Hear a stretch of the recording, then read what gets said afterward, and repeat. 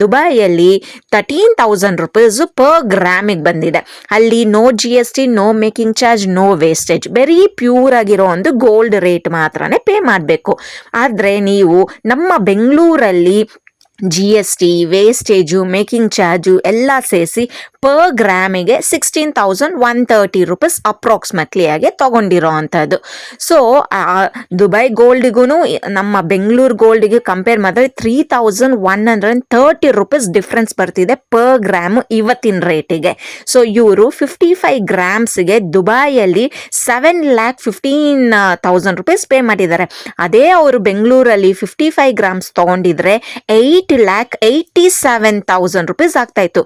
So almost ಅವರು 1,72,000 ರೂಪಾಯಿಗಳು save ಮಾಡಿದ್ದಾರೆ. ಅಂದರೆ 1,72,000 ರುಪೀಸ್ ಸೇವ್ ಮಾಡಿದ್ದಾರೆ.